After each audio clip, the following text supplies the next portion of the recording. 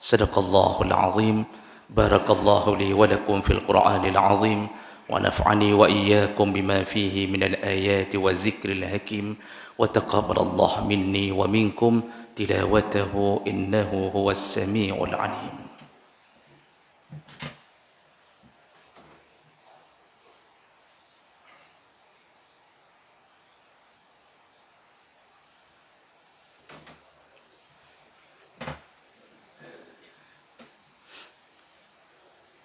الله أكبر الله أكبر الله أكبر الله أكبر الله أكبر الله أكبر الله أكبر كبيرا والحمد لله كثيرا وسبحان الله بكرة وأصيلا. لا إله إلا الله وحده صدق وعده ونصر عبده وعز جنده وهزم الأحزاب وحده. لا إله إلا الله والله أكبر الله أكبر ولله الحمد. إن الحمد لله نستعينه ونستغفره ونعوذ به من شرور أنفسنا ومن سيئات أعمالنا. من يهده الله فلا مضل له ومن يضلل فلا هادي له. أشهد أن لا إله إلا الله وحده لا شريك له وأشهد أن محمدا عبده ورسوله الكريم. اللهم صل وسلم على نبينا وسيدنا المصطفى محمد وعلى آله وأصحابه أجمعين. أما بعد فيا عباد الله اتقوا الله حق تقاته ولا تموتن إلا وأنتم مسلمون. أعوذ بالله من الشيطان الرجيم. بسم الله الرحمن الرحيم. إنا أعطيناك الكوثر فصل لربك وانهر إن شانئك هو الأبتر. اللهم اغفر للمسلمين والمسلمات والمؤمنين والمؤمنات الأحياء منهم والأموات وتابع بيننا وبينهم بالخيرات وتقبل يا سميع قريب مجيب الدعوات. اللهم أعنا على ذكرك وشكرك وحسن عبادتك.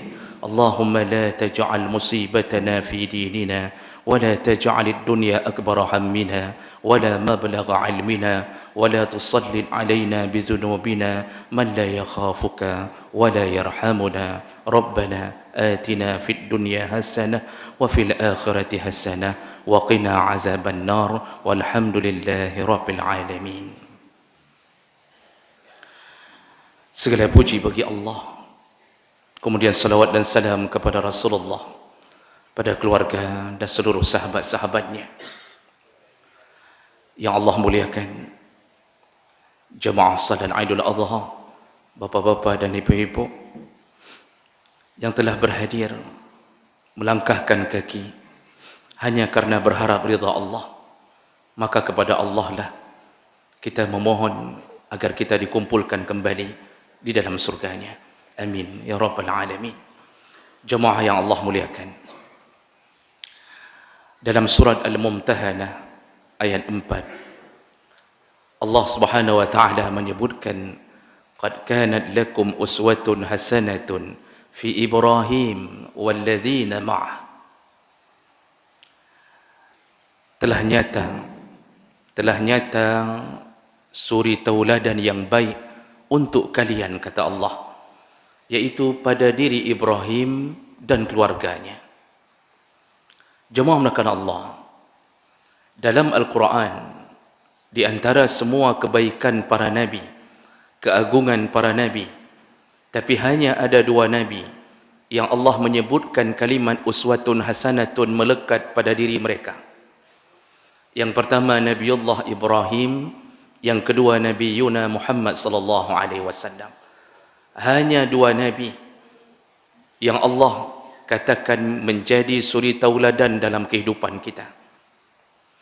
Dan Nabiullah Ibrahim satu-satunya nabi yang Allah lekatkan berdampingan dengan nama kekasihnya Muhammad dalam salawatnya. Maka kita bersalawat selain kepada Rasulullah juga kepada Ibrahim alaihissalam dan keluarganya. Ada apa di balik itu? Kenapa Allah menyebutkan Ibrahim dan keluarganya menjadi salah satu keluarga yang paling agung di mata Allah? Jemaah melakukan Allah Subhanahu wa taala, 3.400 tahun yang lalu. Karena Nabi Allah Ibrahim dalam catatan sejarah itu 2000 tahun sebelum Masehi beliau telah hadir di atas dunia. Allah Subhanahu wa taala merekam jejak beliau di dalam Al-Quran. Hampir setiap langkah, hampir setiap sesuatu yang beliau lakukan dicatat kembali oleh Allah, ditampakkan kepada umat Muhammad untuk meniru kehidupan beliau. Ibrahim alaihi salam dijuluki Abul Anbiya, bapaknya para nabi, karena di tangan beliaulah, dari generasi beliaulah munculnya para nabi sampai Muhammad sallallahu alaihi wasallam. Dari turunannya Ismail munculnya keturunan sampai Rasulullah. Dari keturunannya Ishaq munculnya berbagai generasi para nabi di kalangan Bani Israel sampai Isa alaihi salam. Ini saja sudah cukup menunjukkan begitu hebatnya Ibrahim. Direncanakan oleh Allah semua keturunannya menjadi nabi dan rasul. Jemaah melakukan Allah. Kalau kita ingin merenung, membaca kenapa Allah memunculkan nama Ibrahim dan keluarganya, ada dua pelajaran utama, ada dua pesan utama yang perlu kita pelajari dari Nabi Allah Ibrahim dan keluarganya. Yang pertama, jemaah melakukan Allah, yaitu tentang bagaimana tawakalnya keluarga Ibrahim kepada Allah Subhanahu wa taala. Tiada ragu, tiada sedikit pun merasa bahwa mereka sedang dizalimi Allah. Bulat tekad mereka, serahkan diri kepada Allah dalam keadaan apapun. Kisah pertama, ketika Nabi Allah Ibrahim merencanakan menghancurkan patung berhala untuk memurnikan tauhid kepada Allah Subhanahu wa taala, dia tunggu sampai orang kampung menuju ke satu festival atau ada acara besar. Ada yang mengatakan hari berburu bersama. Ibrahim beralasan sakit. Lalu kemudian ketika mereka pulang, ternyata semua berhala kecuali yang paling besar hancur luluh, berserakan di atas lantai. Lalu mereka bertanya kepada Nabi Allah Ibrahim, "A anta fa'alta hadza bi alihatina ya Ibrahim?" Apakah engkau yang melakukan ini kepada Tuhan-Tuhan kami, wahai Ibrahim? Qala bal fa'alahum kabiruhum hadza fas'aluhum in kanu yantiqun. Kata Ibrahim, yang melakukannya adalah berhala yang paling besar. Kalau memang engkau tidak percaya, tanyalah dia. Kalau memang dia bisa bicara. Dan ini adalah sebuah jawaban yang membuat hati orang-orang jahiliyah di masa itu terkunci rapat. Bagaimana mau bertanya kepada patung berhala? Ibrahim ingin memberikan pelajaran, kalau tidak bisa bicara, kenapa engkau sembah? Kalau dia bisa hancur, kenapa engkau sembah? Lalu kemudian sepakat para pembesar di waktu melihat kejadian itu, ingin memberi hukuman kepada Ibrahim, dan mereka bersepakat untuk membakar Ibrahim alaihi salam. Dikumpulkanlah pepohonan yang besar, ditebanglah batang kayu dimanapun, dibuat lubang terbesar, dibuat api terbesar. Jadi bukan kecil-kecil. Dalam tafsir disebutkan pepohonan dikumpulkan untuk membuat api itu.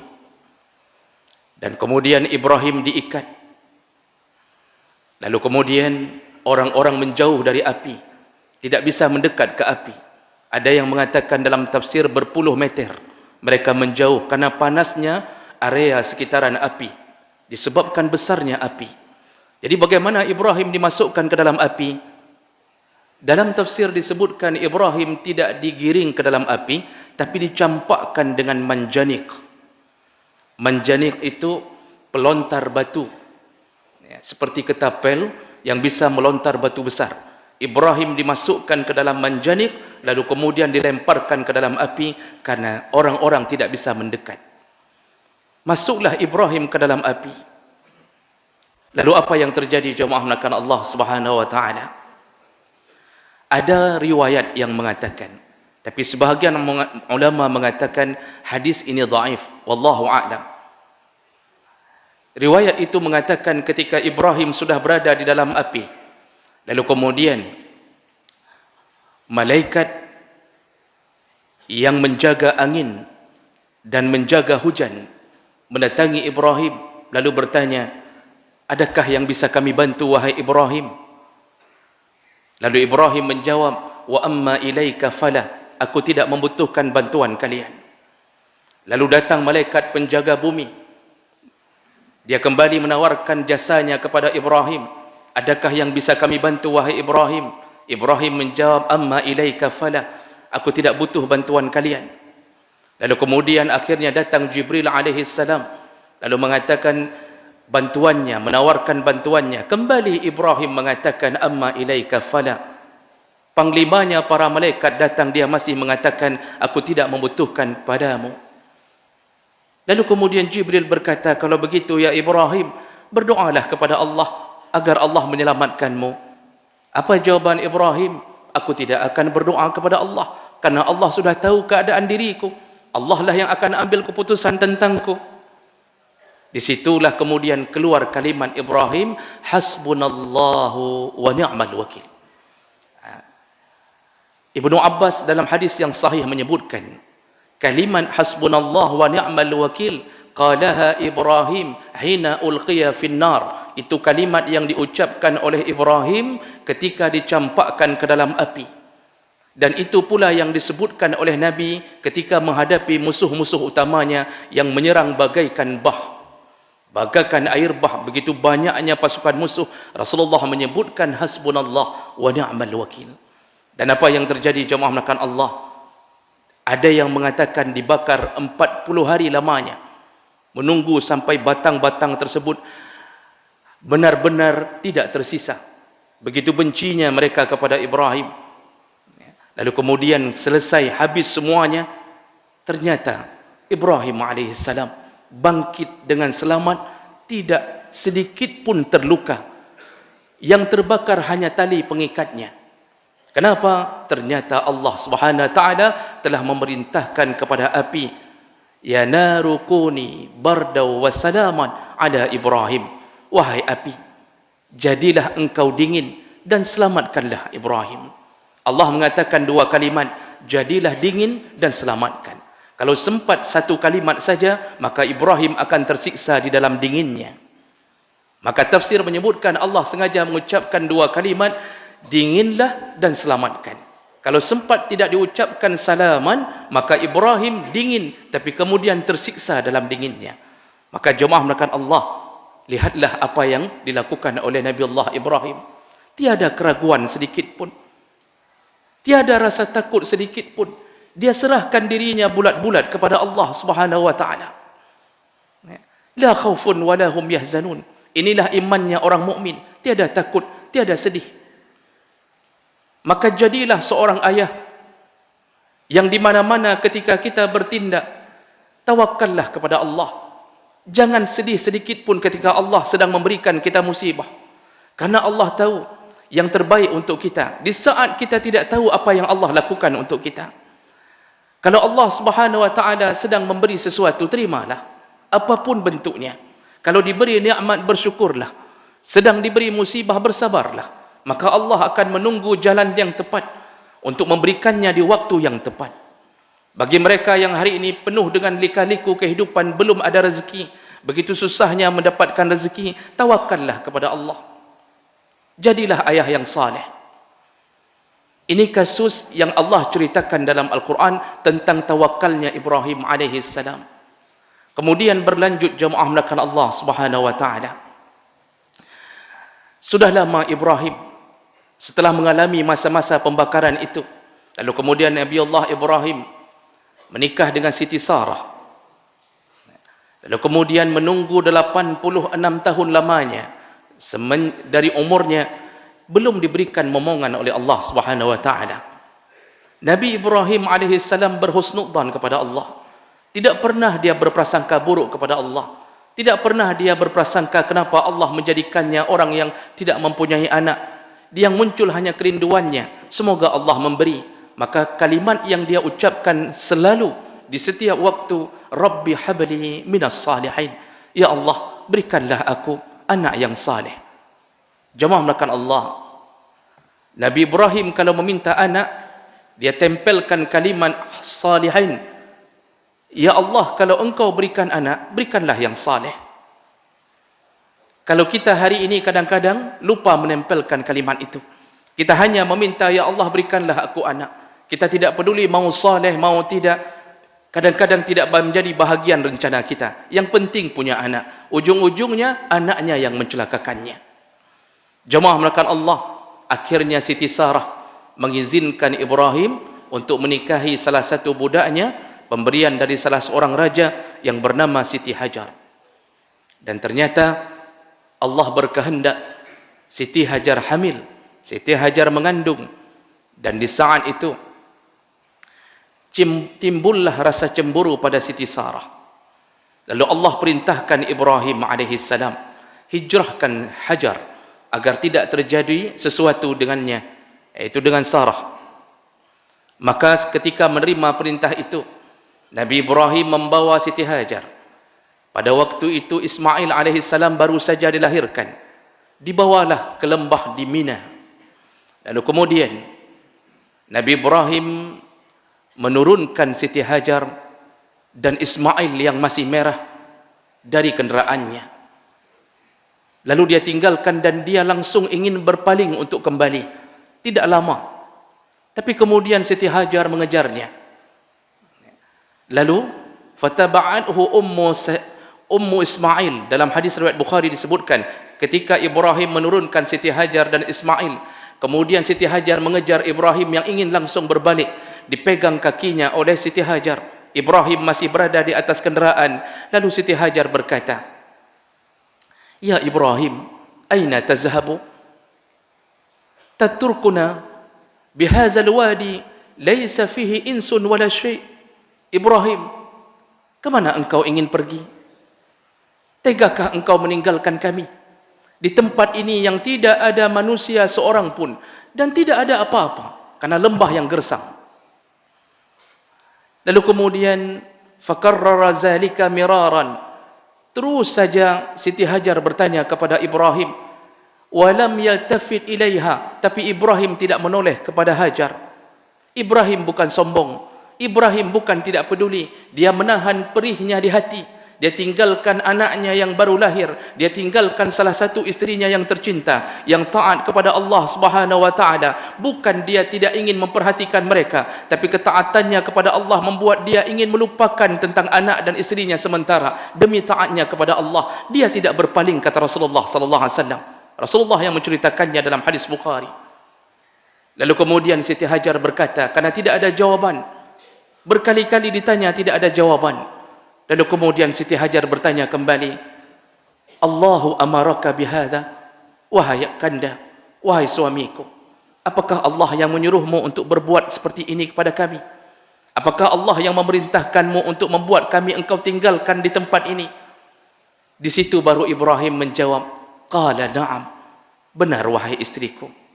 Lalu Siti Hajar begitu mendengarkan jawaban na'am, langsung dia berkata, izan la yudayyi'una. Kalau begitu, Allah tidak akan pernah lalai dengan kami. Allah tidak akan menyia-nyiakan kami. Lihatlah jemaah melakukan Allah. Begitu mendengarkan jawaban dari seorang suami yang saleh, langsung istri ini mengatakan, kalau begitu wahai Ibrahim, kalau Allah yang menyuruhmu, maka Allah lah yang menjaga kami.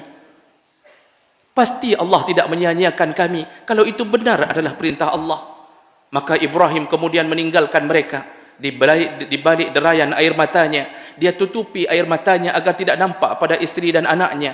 Dia pergi menjauh ketika sudah turun dari lembah. Lalu kemudian tidak nampak lagi istri dan anaknya di belakang. Barulah dia membalikkan pandangannya ke arah anak dan istrinya yang dia tinggalkan. Dan dia tidak melihat mereka kembali.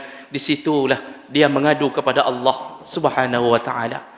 Maka Allah menceritakan dan merekam kalimat Ibrahim. Dia mengatakan, Rabbana inni askantu min zurriyati biwadin ghairi zi zar'an inda baitikal muharram Rabbana liqimus salah.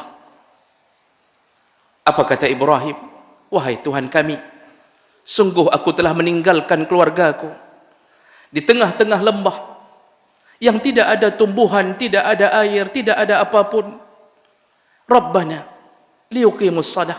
Ya Allah, jadikanlah mereka orang-orang yang mendirikan salat. Jemaah melakukan Allah, lihatlah kalimat Ibrahim.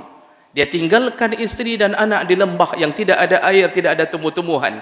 Seharusnya kalimat yang normal berikutnya adalah, Ya Allah, pancarkanlah air, turunkanlah hujan. Ya Allah, tumbuhkanlah tumbuh-tumbuhan. Ya Allah, seharusnya kalimat itu yang keluar. Karena masalah yang sedang dihadapi adalah masalah tidak ada fasilitas untuk hidup. Tidak ada sama sekali. Tidak ada orang, tidak ada tumbuhan, tidak ada sumber air. Seharusnya itu yang Ibrahim ucapkan. Tapi Masya Allah, Allah merekam kalimat Ibrahim. Dia mengatakan, Ya Allah, Rabbana liyuqimus salah. Ya Allah, jadikanlah anak dan isteriku ini tetap mendirikan salat untukmu, Ya Allah. Baru kalimat-kalimat berikutnya, waj'al af'idatan nas tahwi ilaihim. Lalu ya Allah, dekatkanlah hati manusia kepada mereka. Artinya pada suatu saat nanti kalau ada manusia yang mendekat, buatlah mereka terbantu dengan orang-orang tersebut. Begitu sedihnya Ibrahim alaihissalam. Tapi Masya Allah, keluarga ini begitu tawakal kepada Allah. Tiada keraguan sedikit pun. Jemaah melakukan Allah. Kenapa Ibrahim mengatakan, Ya Allah, buatlah mereka salat. Padahal yang jadi masalah bukan masalah salat. Yang jadi masalah adalah fasilitas hidup. Allah ingin mengajarkan kita bahawa salat yang dilakukan oleh siapapun adalah sumber datangnya keberkahan Allah Subhanahu wa taala. Masya Allah, banyak sekali orang-orang kaya hari ini yang tidak salat, tapi hidup bergelimang dengan hutang. Matinya dalam hutang, padahal gaji begitu banyak sekali. Kenapa? Meninggalkan Allah Subhanahu wa taala. Tapi begitu banyak orang-orang yang sederhana rezekinya, bahkan orang-orang yang hari ini tidak mencukupi kehidupan keluarganya, tapi Allah buat mereka hidup sampai hari ini di dalam kebahagiaan. Kenapa? As-salah, salat. Ini nasihat Ibrahim, permohonan Ibrahim kepada Allah Subhanahu wa taala. Maka jemaah melakukan Allah, apapun keadaan kita, tawakal dan jangan lupakan salat. Ini kunci kita hidup menang di atas dunia. Siapapun kita. Karena kita seorang ayah, kadang-kadang hari ini punya rezeki, besok belum tentu. Tahun yang lalu kita bergelimang harta, tapi belum tentu tahun ini. Tapi tetaplah salat. Jangan tinggalkan salat. Jangan mengejar hanya untuk menyampaikan proposal dari satu tempat ke tempat yang lain. Lalu kemudian kita tidak pernah lagi mengunjungi rumah Allah. Disibukkan mencari kerja. Ketika Allah berikan kerja, maka dia disibukkan dengan kerjanya sampai dia melupakan Allah. Dan berikutnya terjadilah hidup yang Allah cabut keberkahan. Maka ajarkanlah anak kita salat. Ajarkanlah anak kita salat. Allah yang menyuruhnya, wa'mur ahlaka bis-salat wastabir 'alaiha la nas'aluka rizqan nahnu narzuquka, kata Allah. Ajarkanlah keluargamu salat dan bersabarlah setelah engkau mengajarkannya. Allah suruh bersabar. Bersabar dalam bahasa Arab sabara yasbir. Tapi Masya Allah, dalam kalimat itu Allah tambahkan kalimat ta, wastabir 'alaiha. Huruf Arab kalau ditambahkan pada satu kalimat, maka bermakna berlebihanlah pekerjaan itu. Artinya kalau sabar biasa, sabar, sabrun. Tapi kalau sudah istabir, maka maksud Allah ekstra sabar. Betul-betullah engkau sabar. Ketika anak kita berumur 7 tahun, suruh mereka salat, maka yang paling lelah mereka atau kita? Kita. Berfikirkah mereka tentang salat? Tidak. Setelah kita katakan, nak, sudah waktumu untuk salat, apakah masuk dalam pikiran mereka untuk selalu bangun subuh? Tidak. Siapakah yang membangunkan subuhnya yang sibuk setiap hari, mengetuk pintu kamarnya, lalu mengajaknya menuju ke masjid-masjid Allah? Orang tuanya. Ketika zuhur datang, lalu kemudian mereka bermain-main, siapakah yang paling lelah mencari anaknya? Orang tuanya. Apakah mereka pulang begitu saja mendengarkan azan? Tidak. Ketika mereka bermain di waktu asar, menjelang maghrib, apakah mereka juga pulang? Tidak. Siapakah yang mengurusinya? Kita. Maka Allah katakan, bersabarlah. Bersabarlah sampai salat itu menempel pada dirinya. Ketika sudah balik nanti, 3 tahun disuruh sabar mendidik anak salat. Kalau sudah sampai umurnya balik, maka kemanapun mereka pergi, kemanapun mereka kuliah, di negara manapun mereka berada, tidak perlu kita meneleponnya, nak, sudah salat. Tidak perlu. Kenapa? kelelahan kita Allah balas. Dan apa dampaknya? Mereka taat. Ketika kita sakit, kenapa dalam pikiran mereka selalu gundah gulana memikirkan kita? Karena salat mereka. Ketika kita terbaring stroke, siapakah yang mengurut kaki kita? Siapakah yang paling susah untuk membawa kita ke rumah sakit? Siapakah yang paling kacau hatinya di saat melihat ayah dan ibunya sakit? Anak-anak itu, kenapa mereka mau melakukan itu? Salat pada mereka. Maka hari ini muncul anak-anak durhaka karena orang tuanya lebih duluan durhaka kepada anaknya. Pada suatu hari, dalam satu riwayat, ada orang tua mengajak anaknya, membawa anaknya ke hadapan Umar bin Khattab. Lalu dia mengatakan, Umar, ya Amirul Mukminin, wahai Amirul Mukminin, anakku ini telah durhaka kepada aku. Tolonglah nasihati dan hukumlah dia. Lalu Umar mengatakan kepada anak ini dengan berbagai nasihat, engkau tidak boleh durhaka, engkau tidak boleh ini, engkau tidak boleh itu. Lalu kemudian anak itu mengatakan, mohon maaf ya Amirul Mukminin, fahal lil waladi hukukun ala abihi? Aku mohon izin bertanya, bukankah setiap orang tua punya hak kewajiban terhadap anaknya? Kata Umar bin Khattab, benar. Apa saja kewajibannya? Umar menjawab, yantaqi ummah, yaitu pertama mencari ibu yang baik untuk anak itu. Artinya sebelum menikah cari ibu yang saleh. Wa yuhsinu ismah, lalu kemudian mencari nama yang baik untuk anak itu. Cari nama yang terbaik. Wa yu'allimuhul Qur'an, lalu ajarkan isi Al-Quran yang di dalamnya berbagai perintah Allah. Lalu anak ini menjawab, baik wahai Amirul Mukminin, ketahuilah, ayahku ini tidak pernah melakukan apapun dari tiga perkara tadi. Dia mencari ibu untukku, ibu yang tidak salihah. Dia kawin dengan orang yang tidak salihah. Lalu kemudian dia memberi namaku nama yang buruk. Dalam hadis itu disebutkan nama anak ini Khufansa, yaitu nama binatang, kumbang. Lalu kemudian dia tidak pernah mengajarkanku Al-Quran. Umar langsung memalingkan wajahnya kepada orang tua ini, lalu mengatakan, engkau datang kepadaku melaporkan kedurhakaan anakmu, padahal engkaulah yang lebih dahulu durhaka kepadanya. Maka hari ini wajar anakmu pun durhaka kepadamu. Maka jemaah melakukan Allah, ini keluarga Ibrahim begitu sabarnya menghadapi tawakal dan tawakalnya kepada Allah Subhanahu wa taala. Dan itu juga menjadi sebuah lambang bagaimana istri taat kepada suaminya yang saleh. Kalau seorang istri diberikan suami yang saleh, jadikanlah dia jembatan menuju surga. Taatlah kepadanya selama dia taat kepada Allah Subhanahu wa taala. Jangan keluhkan hidup karena gajinya yang sedikit, karena Allah lah yang memberinya gaji. Jangan keluhkan hidup kadang-kadang karena sedikit kesalahannya, karena Allah lah yang membuat dia penuh dengan kekurangan. Selama dia taat kepada Allah, wahai para ibu-ibu, wahai para istri-istri, taatlah kepada suami seperti taatnya Siti Hajar kepada Ibrahim alaihissalam. Tiada keraguan sedikit pun terhadap suaminya Ibrahim, karena dia tahu Ibrahim adalah salah satu makhluk teragung di bumi Allah.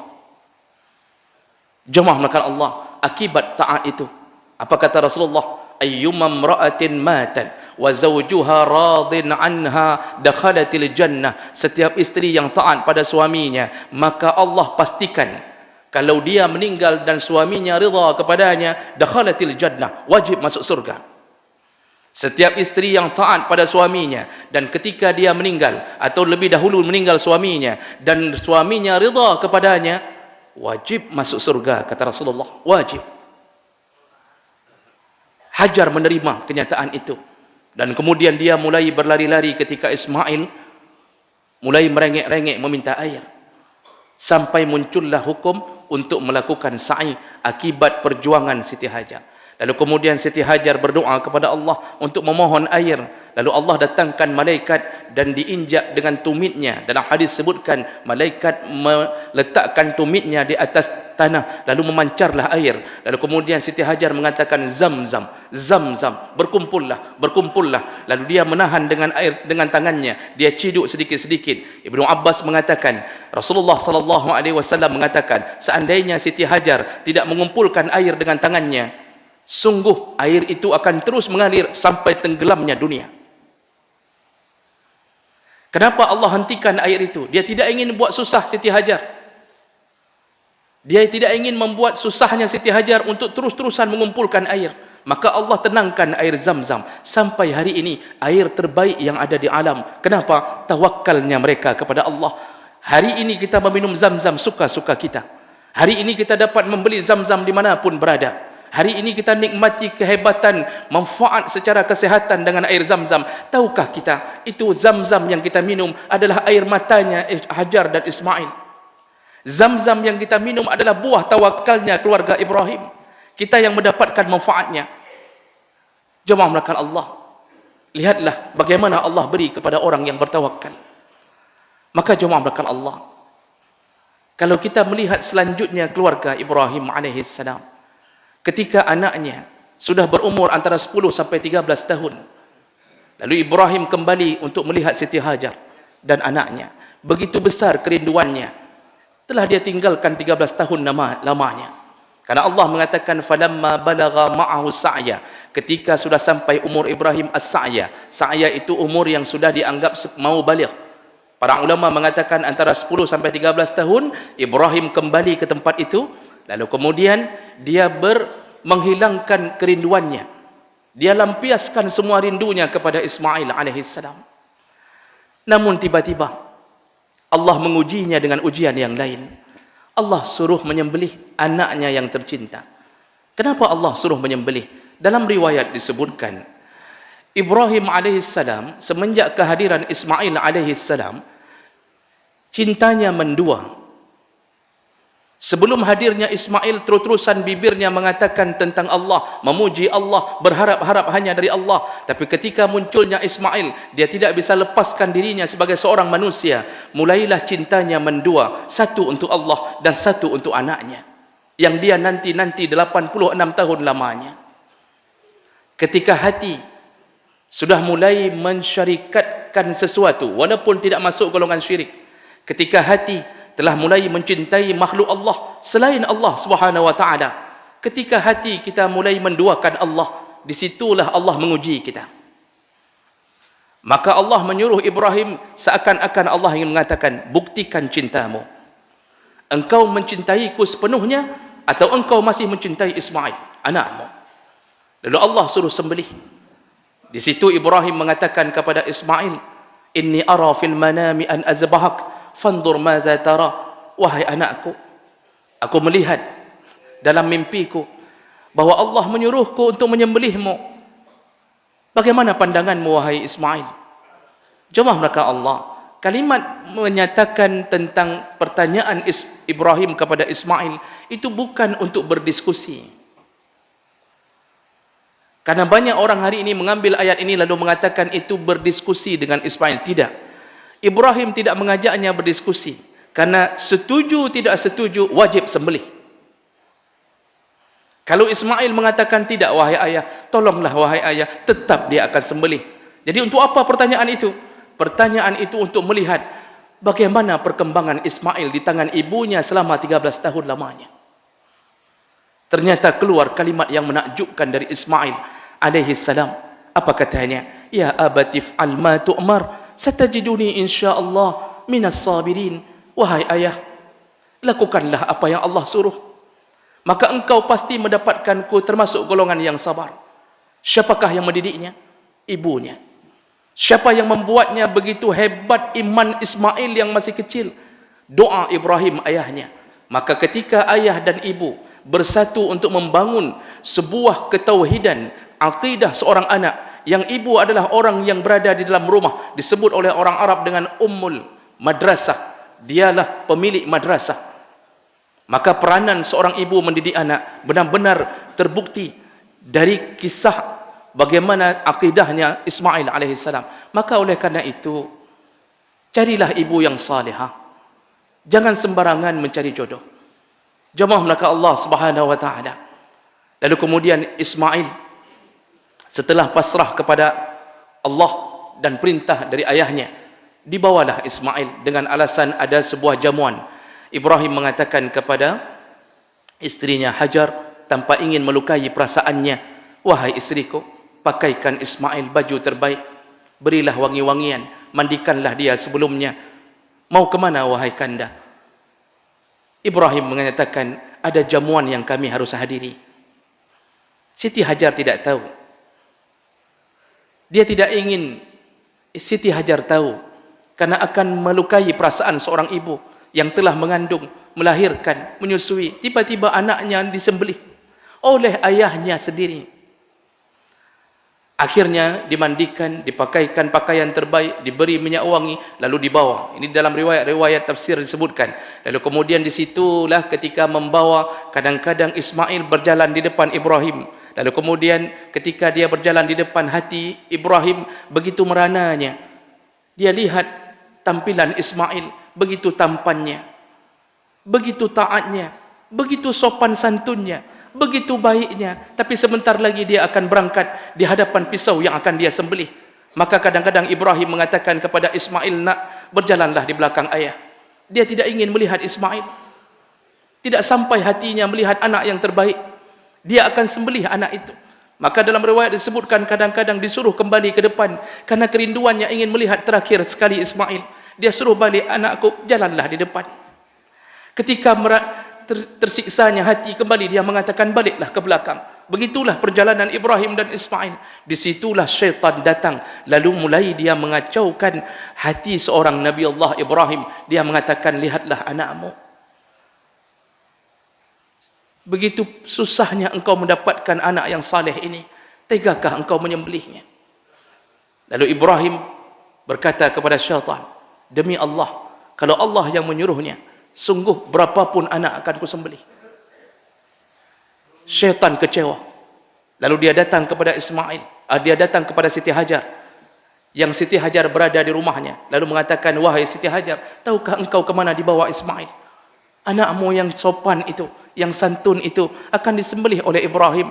Siti Hajar mengatakan, tidak mungkin disembelih oleh ayahnya yang saleh. Lalu syaitan mengatakan, begitulah memang kejadiannya. Lalu Siti Hajar berkata, kenapa dia harus disembelih?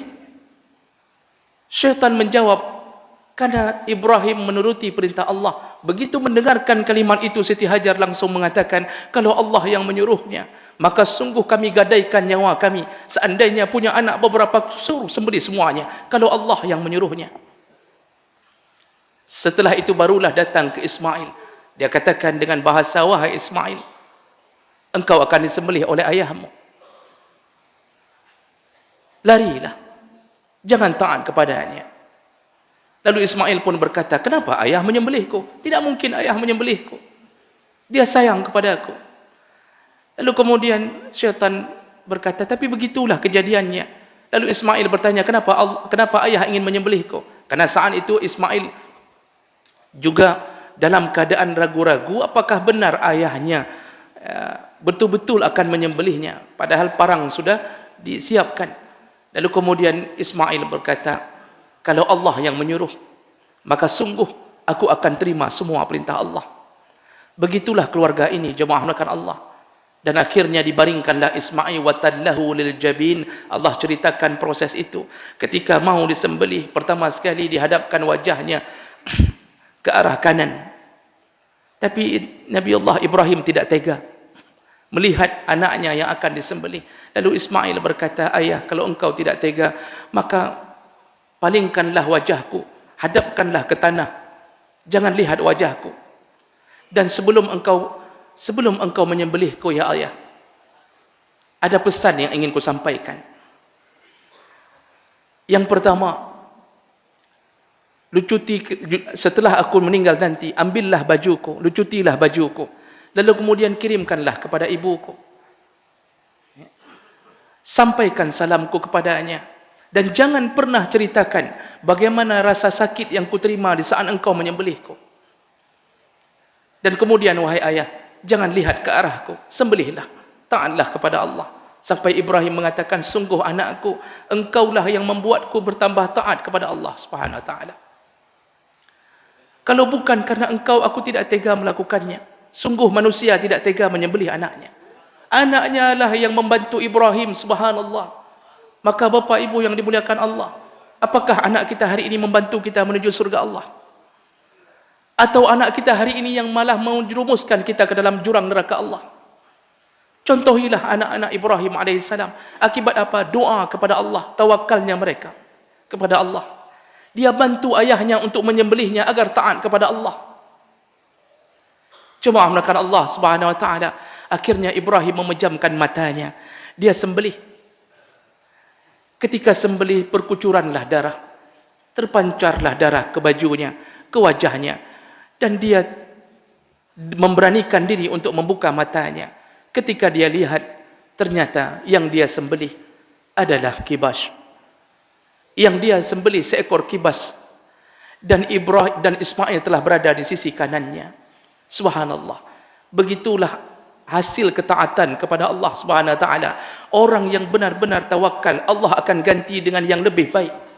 Baik di dunia maupun di akhirat. Maka jemaah melakukan Allah, hiduplah dengan tawakal. Jangan susahkan diri dengan dunia. Yang penting kita berusaha. Pasti Allah beri ganti sebagaimana Ismail diberi ganti oleh Allah. Itu pasti. Allah sengaja rekam cerita Ismail, cerita Ibrahim, cerita Siti Hajar agar menjadi uswatun hasanah bagi kita. Hiduplah dalam ketaatan kepada Allah. Maka jemaah melakukan Allah Subhanahu wa taala, ambillah ketawakalan ini.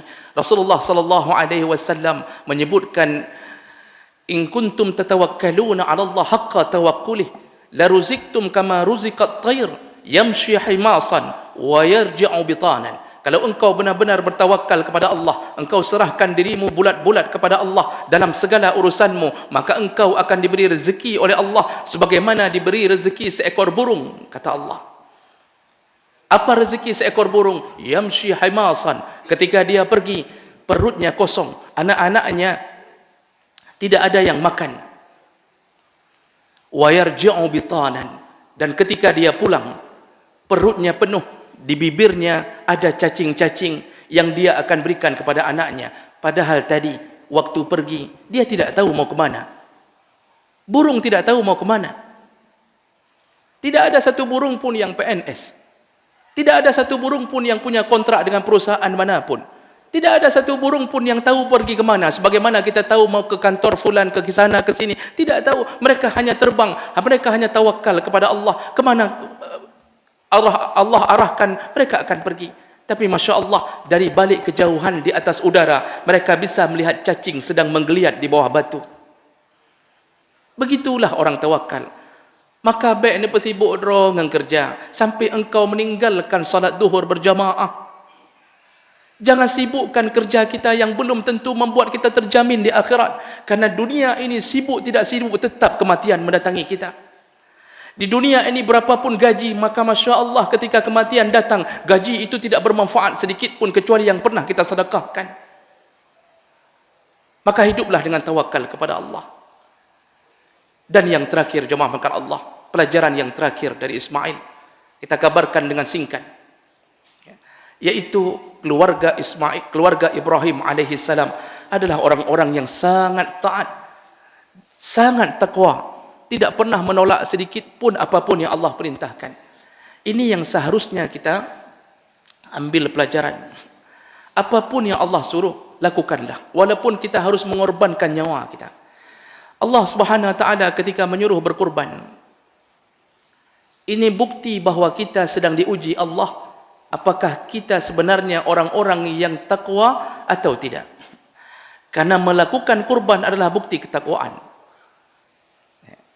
Allah Subhanahu wa taala menyatakan, la yanalallahu luhumuha wala dima'uha walakin yanaluhu taqwa minkum. Allah tidak terima daging dan darah yang dari engkau sembelih, tapi yang Allah terima adalah ketakwaanmu. Ingat-ingatlah jemaah melakukan Allah, dulu kita mengatakan dalam Ramadan, la'allakum tattaqun, la'allakum tattaqun, la'allakum tattaqun. Semoga setelah Ramadan engkau bertambah takwa, bertambah takwa. Begitu setelah Ramadan, Allah uji, benarkah ketakwaan kita? Benarkah Ramadan kita makbul? Allah suruh kurban, dan hari ini ada orang yang tidak mau berkurban di balik kemampuannya. Subhanallah. Maka dia tidak akan terima kebaikan seperti Nabi Allah Ibrahim dan keluarganya menerima kebaikan. Tidak akan Allah ganti apapun untuknya.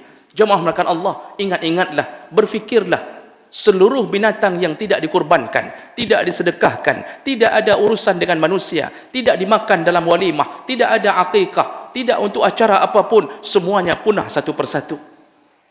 Berfikirlah, harimau tidak digunakan untuk apapun, tidak untuk kurban, tidak akikah, tidak walimah, tidak untuk sedekah, tidak ada orang yang mau mensedekahkan daging harimau.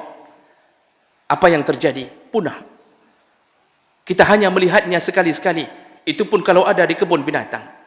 Burung merak, adakah yang mensedekahkannya? Tidak ada. Komodo, adakah yang mengkurbankannya? Tidak ada. Punah satu persatu. Tapi cuba lihat, binatang-binatang semua yang dikurbankan, disedekahkan, bermanfaat untuk orang lain. Subhanallah, pernahkah dengar berita bahawa setelah hari raya Aidul Adha, kurban dilakukan, kemudian semua binatang kurban punah? Kehabisan binatangnya? Tidak ada. Tidak pernah terdengar unta punah, tidak pernah terdengar sapi punah, tidak pernah terdengar kambing punah. Semuanya berlanjut, berketurunan. Masya Allah, tidak pernah habis sepanjang zaman. Allah ingin katakan apa? Orang-orang yang berkurban hari ini, Allah pelihara hartanya, tidak pernah punah. Di dunia tidak punah, di akhirat dia ambil kembali. Tapi orang-orang yang hari ini tidak mau melakukannya, Allah punahkan seperti Allah memunahkan harta orang-orang yang sama sekali tidak pernah bersedekah kepada Allah. Berfikirlah kembali. Maka jemaah melakukan Allah Subhanahu Wa Taala, berbahagialah mereka yang sudah bertekad hati untuk taat kepada Allah, dan Allah telah berjanji siapa yang taat Allah berikan surganya. Ketika surga sudah kita dapatkan, sungguh tiada penyesalan di hati. Kita masuk ke dalam surga selama-lama, tidak pernah keluar, dengan berbagai, tidak ada lagi berbagai penderitaan yang kita dapatkan. Tidak sakit perut, tidak ada lagi kencing, tidak ada lagi buang hajat, tidak ada lagi sendawa, tidak ada lagi keringat, tidak ada lagi apapun. Maukah kita terus-terusan hidup dalam keadaan begini? Hidup dalam sakit, hidup dalam kenyataan pandemi tidak ada habis-habisnya. Maka taatlah kepada Allah. Toh pandemi tidak pandemi, ada sakit lain yang datang. Allah akan terus menguji di atas dunia. Satu-satunya jalan-jalan bahagia yaitu taat, yakin dan tawakallah kepada Allah. Mudah-mudahan ini bermanfaat agar kita melanjutkan hidup. Jangan pernah ragu kepada Allah. Datangilah musalla-musalla, datangilah masjid-masjid, tetap taatlah dalam Idul Adha. Jangan sampai ketika Idul Adha datang, duhur kita tinggalkan hanya karena kita ingin bersenang-senang. Mudah-mudahan salat duha kita masih tetap kita laksanakan setelah ini. Mudah-mudahan ini bermanfaat dan semoga dikumpulkan oleh Allah di dalam surganya. Amin ya rabbal alamin. Subhanakallahumma wa bihamdik, asyhadu an la ilaha illa anta, astaghfiruka wa atubu ilaik. Wassalamu alaikum warahmatullahi wabarakatuh.